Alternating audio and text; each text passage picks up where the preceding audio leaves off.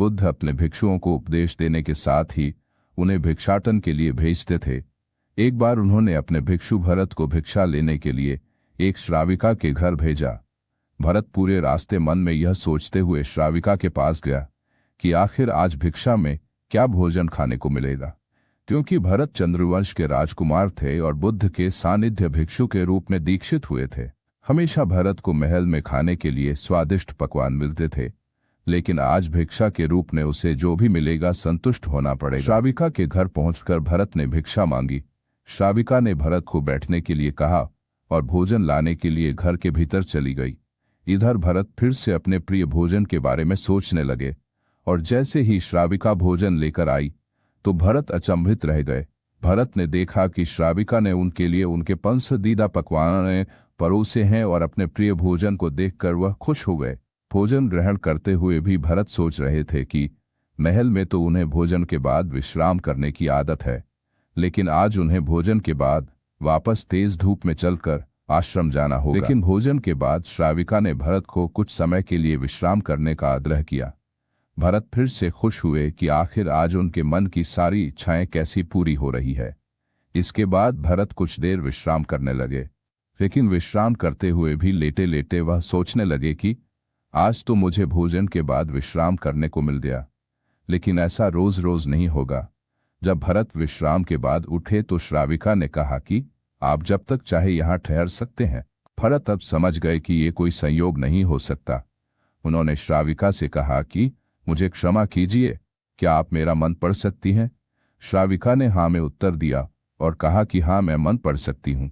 शुरू में यह कठिन था, लेकिन फिर मैंने स्वयं के मन विचारों को देखना शुरू किया। पहले मेरे विचारों की संख्या अनगिनत हुआ करती थी।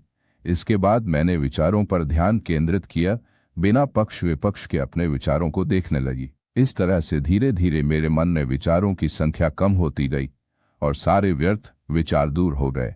के बाद से ही मैं दूसरों के मन में चल रहे विचार को पढ़ लेती हूँ। हालांकि श्राविका की बात सुनकर भरत घबरा गए।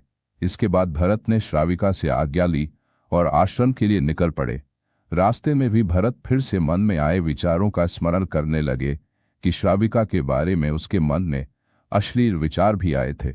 श्राविका ने उसे भी जान लिया होगा, वह मेरे बारे में क्या सोचती होगी। भरत खुद को लज्जित महसूस कर रहे थे। भरत ने आश्रम पहुंचकर गौतम बुद्ध से कहा कि अब मैं कभी भिक्षाटन के लिए नहीं जाऊंगा। बुद्ध ने भरत को पास बुलाया और कहा कि क्या हुआ है, तुम मुझे सारी व्यथा बताओ। भरत ने सारी बातें बुद्ध को बताई। इसके बाद बुद्ध ने कहा कि अगले 1 हफ्ते तक तुम भिक्षाटन के लिए उसी श्राविका के घर पर जाओगे, लेकिन तुम्हें इस बात का ध्यान रखना होगा कि कल भिक्षाटन के लिए जाते हुए तुम अपने चित्त को पूरे होश में रखना। तुम्हारे भीतर क्या विचार उठे उन पर ध्यान केंद्रित करना और यह भी ध्यान रखना कि तुम्हारे मन में कौन सी वासना उठ रही है। तुम कल इन सभी चीजों को ध्यान में रखकर जाना और इसके बाद मुझे वापस आकर बताना। अगले दिन भरत भिक्षाटन के लिए गए। बुद्ध के बताए अनुसार वह पूरे रास्ते अपने होश को जागृत रखते हुए चल रहे थे।